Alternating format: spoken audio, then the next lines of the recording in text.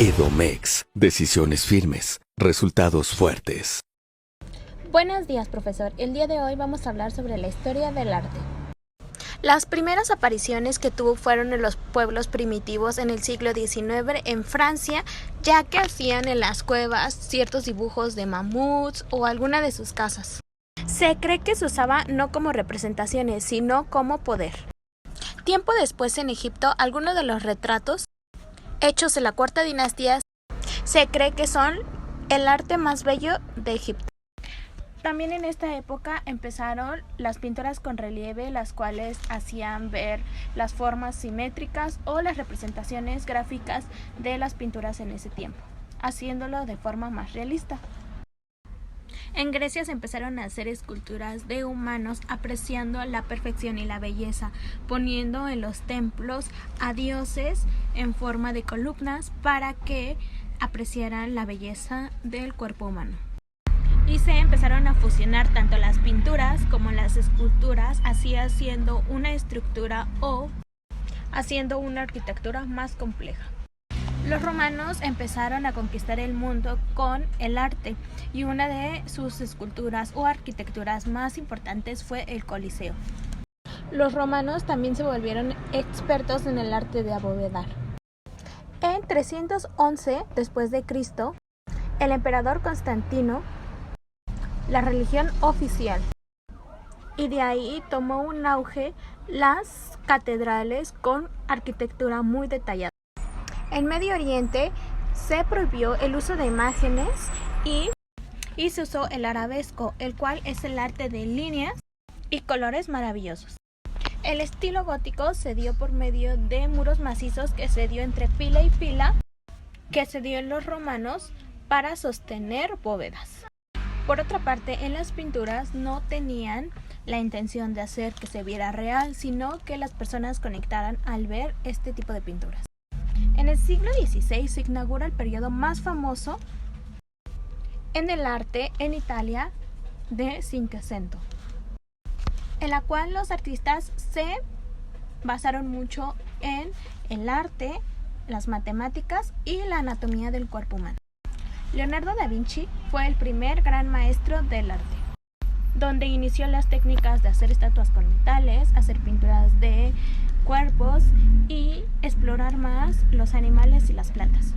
Miguel Ángel fue el segundo maestro italiano, quien hizo una nueva técnica, la cual consistía en acostarse y mirar hacia arriba, hacer pinturas en las bóvedas, esto haciéndonos una nueva técnica y una nueva vista al poder mirar hacia el techo y poder ver este tipo de pinturas.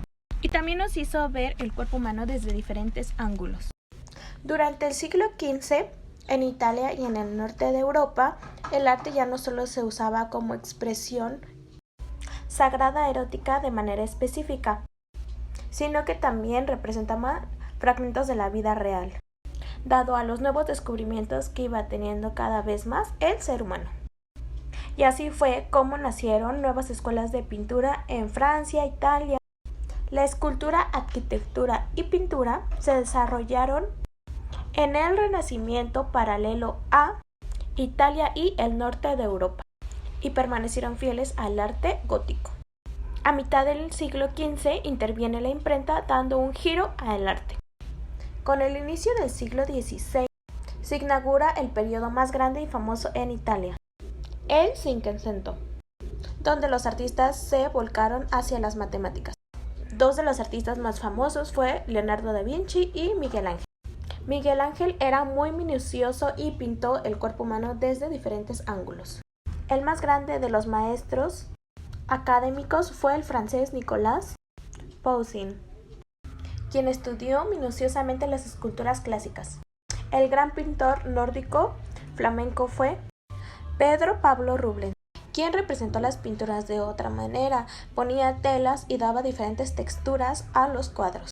Diego Velázquez tenía un profundo aprecio hacia la naturaleza y hacía relaciones objetivas hacia la realidad. La división de Europa en católicos y protestantes afectó mucho al mundo del arte y afectó demasiado a los pintores. El primer maestro libre en Holanda fue Frans Hals, quien transmitió espíritu de libertad.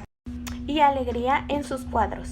Uno de los mayores cambios que tuvieron los convencionalistas fue el cambio de los paisajes, ya que ellos estaban acoplados a hacer paisajes muy serios al estilo de los maestros holandeses y tuvieron que hacer cambios a personas o escenarios donde hubiera diferentes tipos de pinturas, no solo con personas serias, sino haciendo acciones o realizando las diferentes labores a las que se dedicaban. Entonces tuvieron que hacer un drástico cambio y observar más a las personas. Gustavo Colbert decía que la inspiración no venía de la belleza, sino de la realidad, y esto llevó a una protesta hacia los convencionalistas. Pierre Auguste tomó otro ángulo o otra forma de ver. Decía que era mejor ver la luz del sol natural y hacer reflejos en la pintura. Esto llevó a una sensación diferente y resultaron cuadros poco convencionales y muy atractivos para esa época, ya que no eran tan vistos o eran diferentes a los que hacían la mayoría de las personas que estaban a su entorno o los artistas que estaban en su auge en esa época.